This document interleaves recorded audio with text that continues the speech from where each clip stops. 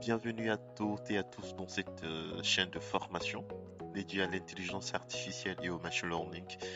Ici, nous allons pas simplement utiliser les bibliothèques telles que Scikit-learn ou TensorFlow sans comprendre ce qui se passe derrière. Par contre, nous allons comprendre en profondeur comment les algorithmes apprennent, pourquoi ils fonctionnent et comment les implémenter par nous-mêmes. Je suis Euler Gering-Gaissona, ingénieur en ingénierie d'intelligence artificielle. Et l'objectif de cette chaîne, elle est simple, c'est de vous donner une compréhension claire, structurée et pratique du machine learning. Nous allons aller vraiment dans le profondeur, décortiquer par nous-mêmes, démonter les architectures et essayer de les comprendre par nous-mêmes. Le but, c'est pas seulement que ça fonctionne, mais c'est de comprendre ce qui va se passer derrière. Donc, si vous voulez maîtriser l'IA, si vous êtes en année de formation en informatique, ou si vous êtes curieux du domaine, vous voulez plus utiliser l'IA comme un simple outil, alors vous êtes au bon endroit. Vous pouvez toutefois inviter vos collègues, votre collègue, vos amis de l'université à venir suivre votre collègue, vos amis de l'université à venir suivre ce cours. Je vous propose un plan que nous allons suivre tout au long de cette formation. Nous commencerons par l'historique de l'IA, une petite historique. Nous verrons le machine learning, le deep learning, l'architecture Fastnet que nous allons euh, implémenter l'architecture du début jusqu'à la fin par nous-mêmes et nous finirons par une conclusion. En historique de l'IA, je suis remonté en 1955. C'était lors d'une été à Dartmouth où les scientifiques se sont réunis pour une conférence. John M.C. Marty et ses collaborateurs nous proposent euh, un projet de recherche ambitieux visant à fonder une nouvelle discipline scientifique. En réalité, nous sommes à l'ère de la révolution industrielle hein, où les ordinateurs à grande capacité de calcul viennent de sortir et aussi nous sommes pendant l'ère de la médecine où le cerveau humain fascinait les médecins, les neuroscientistes et donc, une question qui se pose autour de l'apprentissage. Donc, au commencement, on parle de l'apprentissage. Leur réflexion lors de cette conférence s'articule autour d'une question centrale, celle de savoir, peut-on, je vais prendre juste mon stylo pour mieux circuler dans mes idées. Alors, donc, on dit, peut-on construire une machine capable de simuler l'intelligence humaine? Donc, c'était ça, la question fondamentale de leur époque. Donc, c'est une hypothèse fondatrice forte. Les auteurs avancent une position audacieuse. C'est-à-dire l'intelligence n'est pas mystérieuse que l'on croyait, parce que l'intelligence, elle est vue comme une notion lointaine à l'homme. Elle est, euh, elle est insaisissable, hein, qualifiée de divin et catégorisée. C'est-à-dire il y a d'autres personnes qui sont intelligentes, d'autres ne le sont pas. Voilà, à l'époque c'était ça, hein. Mais le point fort de cette conférence nous permet de appréhender l'intelligence autrement, de voir hein, l'intelligence autrement. Parce que les scientifiques ou John M. C. Marty et ses collaborateurs nous expliquent que l'intelligence, elle est analysable, décomposable, formalisable et calculable. C'est-à-dire c'est un mécanisme qu'on peut mettre en place pour apprendre. En mettant en place cet mécanisme, alors on peut déduire que la personne, elle est intelligente. Autrement dit, eux, ils adoptent une vision computationnelle de l'intelligence. Si un phénomène peut être décrit avec précision, alors il peut être simulé par une machine. Donc franchement, c'était ça leur hypothèse. C'est-à-dire si on arrive à comprendre le mécanisme d'apprentissage de l'homme dans sa globalité, alors on peut transférer cette capacité sur une machine. C'était ça de base. Sauf que cette point de vue, elle est réductrice de l'intelligence humaine. On a d'autres penseurs qui donnent leur avis critique hein, sur cet phénomène ou cette conférence, qui essaie de réduire l'intelligence qu'à capacité à faire des calculs, à raisonner, à avoir des raisonnements logiques. Hein. Sinon, qu'en est-il de l'intuition, de l'émotion, la conscience, la compréhension subjective ou la créativité spontanée, l'expérience incarnée dans un corps et un contexte social? En fait, ils ont souligné une question très très importante de l'intelligence qui n'est pas vue seulement comme des raisonnements, ou des résolutions des calculs ou la corrélation des informations entre elles, elle est réduite par des activités qui est simples telles que l'intuition, avoir de l'émotion. Comment peut-on positionner l'émotion dans le sphère de l'intelligence humaine? Et donc, ce sont des questions on peut dire, hein, qui sont mis des questions qui revient mettre en cause, hein, je dirais pas mettre en cause, mais mettre en difficulté d'explication de l'intelligence humaine. Alors, le but, c'est pas on va pas vraiment se limiter qu'à l'historique, hein, mais c'est de remonter dans certains articles scientifiques que, au départ, c'était des raisonnements sur les mécanismes d'apprentissage, c'est-à-dire si on arrive à expliquer le mécanisme d'apprentissage, alors cette mécanisme, on peut l'appliquer sur une machine. Donc c'était ça leur réflexion de départ. Et nous allons nous accentuer dans cette formation sur le mécanisme d'apprentissage. Comment peut-on apprendre à une machine euh, à, à être intelligent, entre guillemets, hein, à résoudre des problèmes? Parce que l'intelligence ne consiste pas seulement à résoudre des problèmes. Mais le but, c'est ici d'apprendre à une machine, donc c'est ça, l'apprentissage. Le but, c'est d'apprendre à une machine comment la machine peut apprendre. Donc, le lien direct avec le machine learning et le deep learning, c'est que ce n'est que le prolongement essentiel de la dimension computationnelle de l'intelligence humaine. C'est-à-dire, ce n'est que le cumul des calculs probabilistes, des détections de patterns d'optimisation mathématique. Ça ne fait que renforcer l'hypothèse selon laquelle l'intelligence peut émerger du calcul et des données. Donc, surtout avec l'émergence des données, avec les big data et l'Internet des objets connectés, on a plus de données, on peut les corréler entre elles avec des logiques vraiment qui sont structurées et la machine donne l'impression d'être intelligent. Donc au départ c'était ça vraiment ça au départ. Donc nous on va juste poursuivre notre formation en machine learning. Nous allons voir c'est quoi le machine learning, l'apprentissage de machines. Autrement c'est ça, comment les machines apprennent à reconnaître, voir. Nous allons commencer une introduction où dans l'introduction nous allons voir certains points des concepts dans la définition et les définitions dans l'introduction et nous allons voir des définitions. Après cela, nous allons voir les différents types d'apprentissage parce que le cœur de l'IA, c'est l'apprentissage. C'est ça, hein, l'IA. Donc, dans ça, nous allons choisir l'apprentissage supervisé, l'apprentissage non supervisé et l'apprentissage, nous allons finir par une conclusion. Dans chaque point, nous allons voir le concept, voilà. Nous allons voir le concept, nous allons voir euh, notion mathématique et nous allons voir la notion algori- algorithmique et enfin implémentation. Voilà, voilà comment on va structurer la partie machine learning. Dans chaque point, nous allons voir les concepts, les notions mathématiques et la notion algorithmique, puis l'implémentation. En introduction, il est important, comme je disais, de connaître certains concepts. Déjà de base, le machine learning fonctionne selon une logique mathématique. Donc, dans le machine learning, il est important de maîtriser matrice de données. C'est quoi une matrice? Qu'est-ce qu'une matrice d'ailleurs? Comment additionner l'addition d'une matrice, multiplication d'une matrice, et en statistique, connaître ce qui c'est qu'une moyenne, d'accord? Variance, covariance. Non, ce sont des notions de base, je dirais, pour mieux comprendre l'intelligence artificielle. Certes, nous avons Python qui va nous permettre de faire des calculs mathématiques sans pour autant comprendre comment les calculs se fait.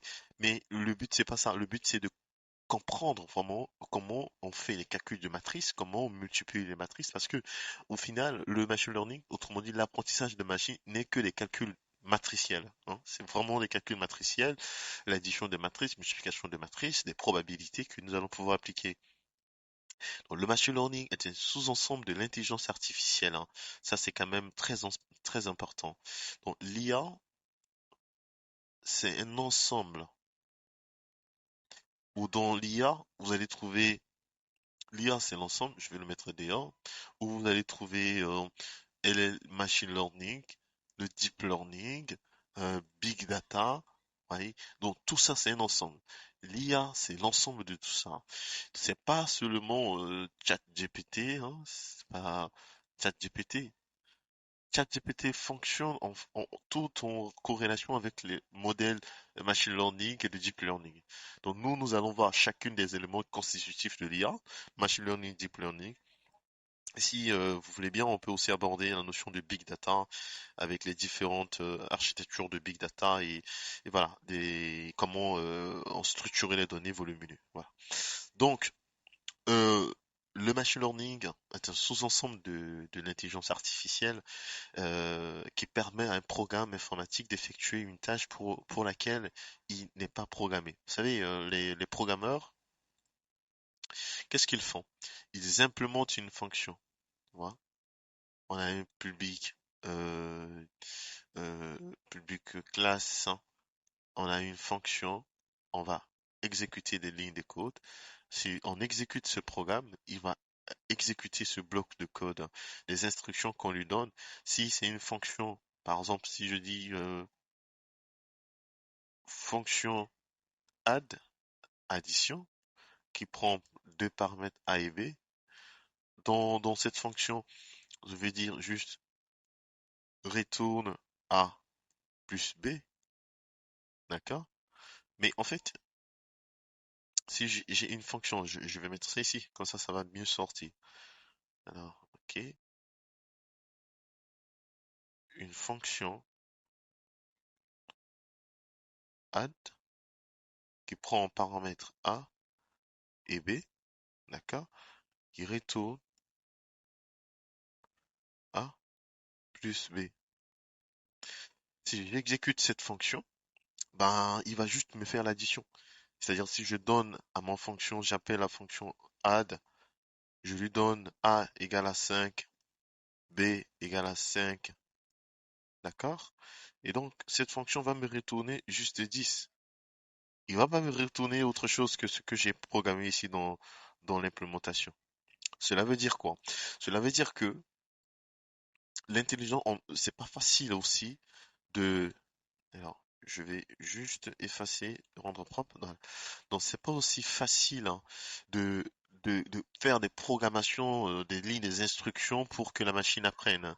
Ce que nous allons faire, ça permet d'exécuter une tâche pour laquelle, hein, le programme n'est pas programmé explicitement. Donc c'est un peu ça. Donc c'est-à-dire je programme une fonction add, c'est-à-dire une fonction qui permet de faire juste l'addition A et B, mais au final, cette fonction résout le problème d'un tri d'un tableau. Oui. Donc, au final, c'est-à-dire j'ai une fonction qui permet de faire juste l'addition, au lieu que la fonction fait juste l'addition, mais la fonction finit par faire autre chose que j'ai pas eu à implémenter dans la ligne de mon code. C'est ça en fait l'apprentissage. Donc on peut dire que cette fonction, elle est intelligente. Elle arrive à résoudre un problème pour lequel elle n'est pas programmée au préalable. C'est ça en fait le machine learning. C'est-à-dire on donne au programme de nombreuses données. On a cette notion de données. C'est aussi une notion que nous allons voir qu'est-ce qu'une donnée. On va donner au programme de nombreuses données. Le programme, c'est-à-dire notre programme, va apprendre à partir de ces données. Et dont les données sont généralement sous forme matricielle, sous forme vectorielle, on peut dire. En définitive, le machine learning consiste à écrire un programme qui, au début, ne sait rien faire, voilà, mais qui va apprendre, on a l'apprentissage, à faire quelque chose avec le temps et l'expérience. Ici, ça, c'est l'entraînement, le training, apprentissage, c'est ça, machine learning. Et donc, c'est comme ça notre programme, le machine learning peut se définir. D'abord, il faut la mathématique, avoir une notion structure de données et comprendre ce qui c'est qu'une donnée. Et voilà, la suite, hein, on laisse juste la machine résoudre des problèmes. Une notion aussi clé, alors je préfère expliquer d'abord le terme donnée. On a donné. Très souvent, c'est quoi une donnée? On entend très souvent parler du gauche à droite, hein, données, données, données numériques, données ceci, données, voilà. Partout, on entend parler de données. C'est quoi une donnée concrètement? Une définition aussi si simple que je peux donner, c'est l'unité de mesure d'une information. Voilà. Aussi si facile que ça. Excusez-moi. Donc, une donnée est l'unité de mesure d'une information. Elle est comment une donnée? Une donnée, elle est mesurable,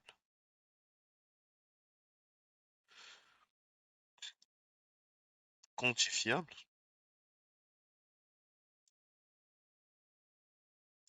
Une donnée quantifiable. Une donnée, elle est, euh, on peut dire, hein, une donnée, elle est toujours l'habitude de dire que c'est la colonne vertébrale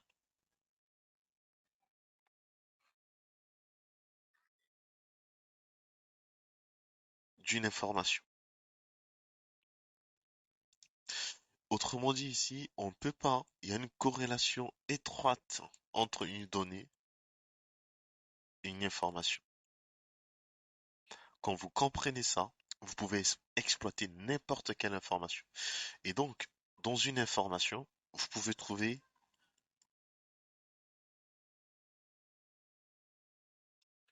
plusieurs données dans une information. Une information, c'est l'ensemble, vous voyez, des données, je dirais, corrélées entre elles, exploitables. Voilà. Donc, en réalité, ce que je voulais juste vous faire comprendre ici, que une donnée, elle est différente à peu près, il y a une corrélation entre une donnée et une information. D'accord? Les données sont structurées. Les données, ou encore une donnée, est l'unité de mesure d'une information. Une donnée, elle est mesurable, quantifiable. Autrement dit, elle est la colonne vertébrale d'une information. Et enfin, une information, c'est l'ensemble des données corrélées entre elles. On peut dire, une information, elle est exploitable. Parce que dans une information, nous, ce qu'on cherche dans une information, c'est quoi? Ce sont les données.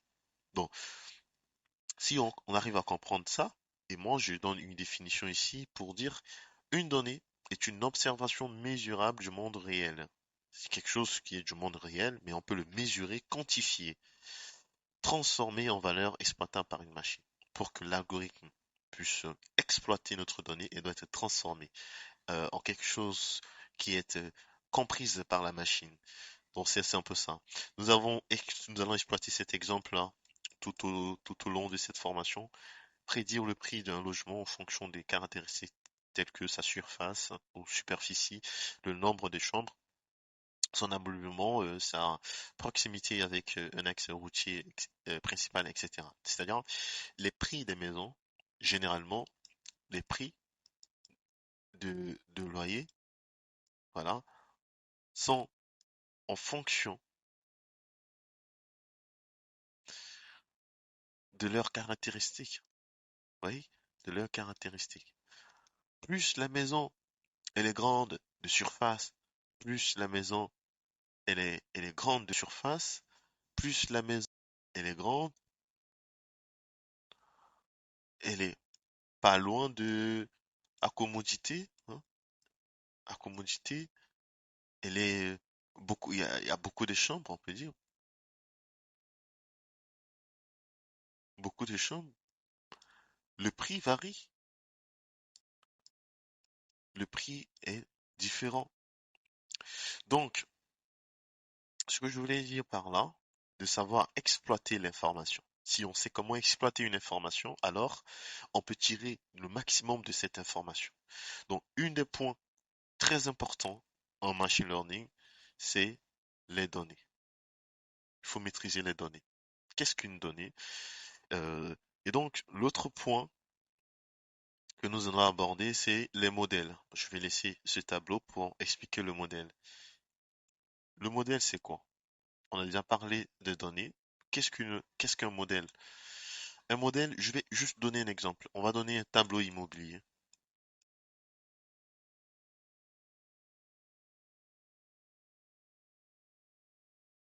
Tableau immobilier qui comporte juste un seul caractéristique. Prix et surface.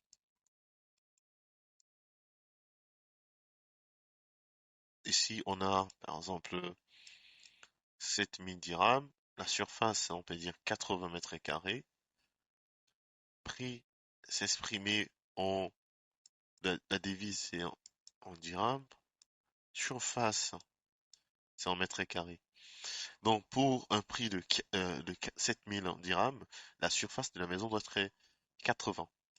Ou 8000 dirhams, la surface doit être 85. Ainsi de suite, hein. Par exemple, pour 6000 dirhams, la surface doit être 75 mètres carrés. Vous voyez? Donc, notre but, c'est quoi? Notre but, c'est de prédire le prix en fonction des différentes caractéristiques. Je vais changer juste le span pour prendre rouge. En machine learning, en machine learning, surface les différentes caractéristiques. Ça, surface est appelée caractéristique naturellement aussi appelée feature. Voilà. Et donc, le prix, naturellement, est appelé target ou encore Y. Voilà. Et on peut aussi noter ici X. Je préfère mettre XI parce qu'on peut avoir plusieurs caractéristiques. Je reprends mon stylo noir. Attendez. Très bien.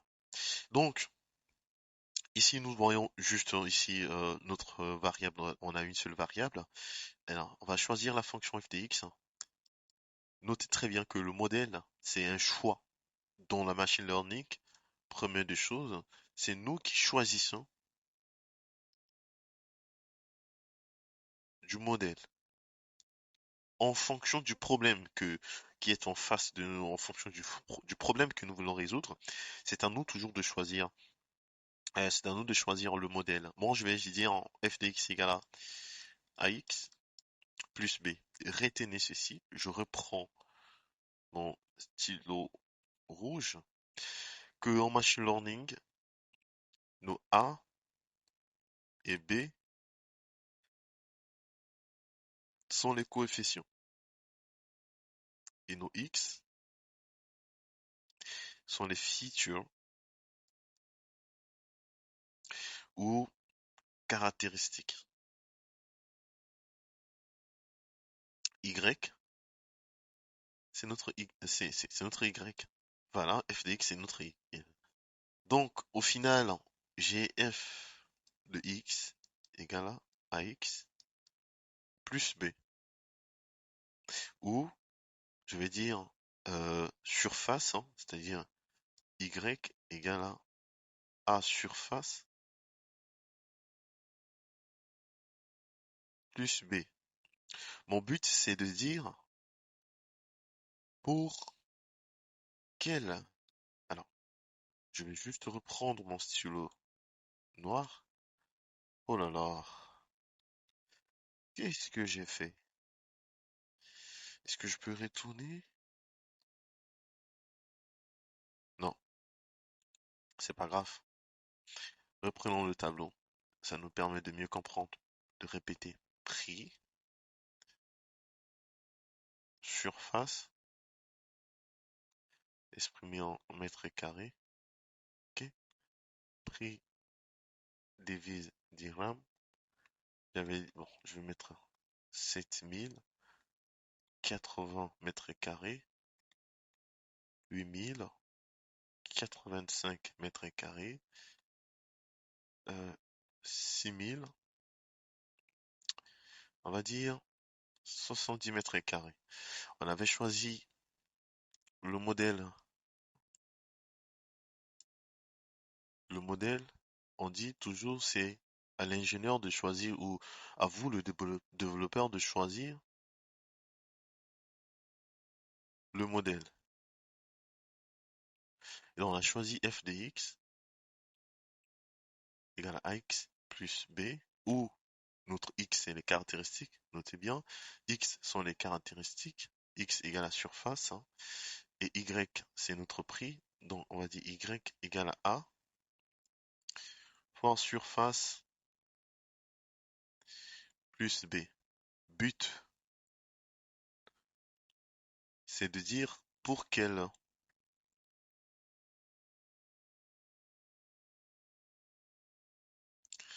valeur de a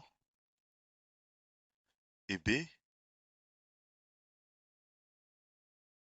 le prix est défini. Voilà, donc, on trouve le prix. Donc, ça vous semble facile de tenter par hasard, hein, c'est-à-dire on va dire prix égal à A fois surface plus B. Très bien.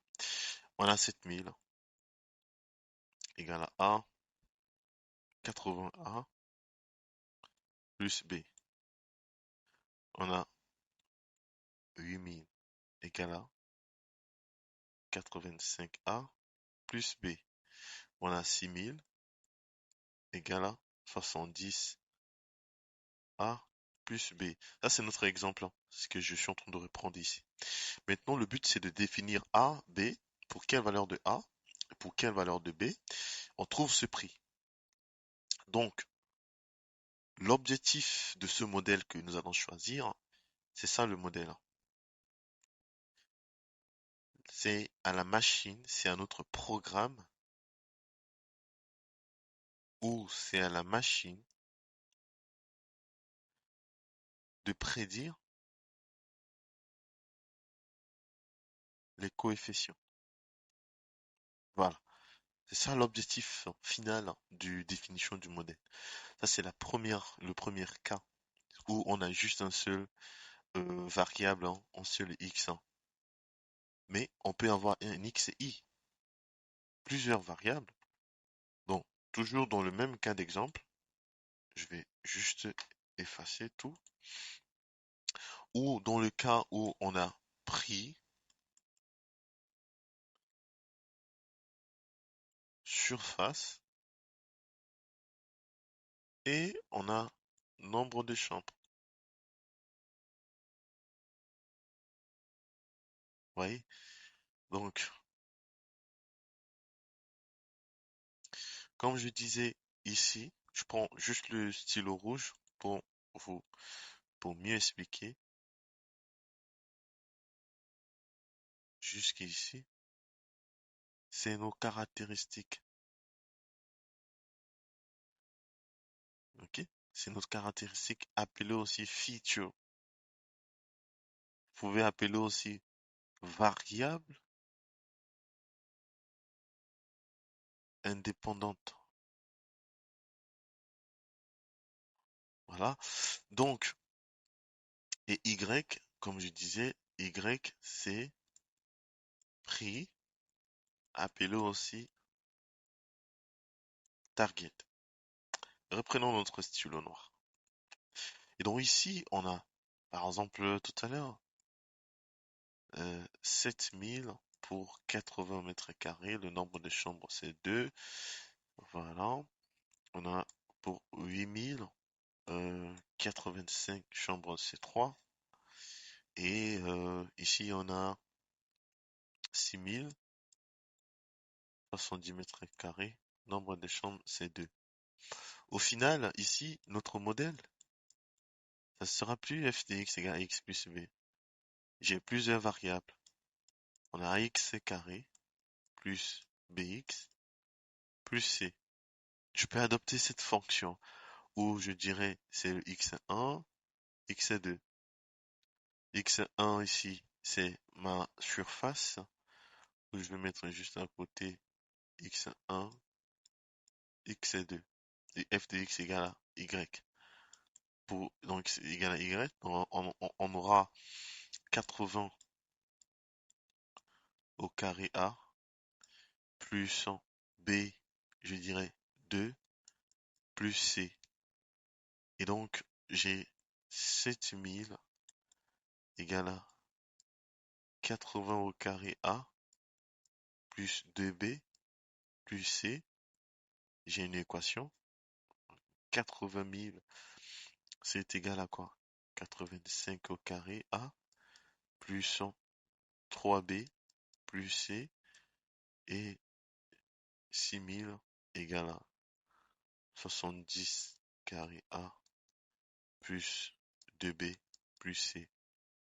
Notre but, c'est de savoir a égale à combien, b égale à combien et c égale à combien pour résoudre, pour trouver, plutôt, pour trouver le prix.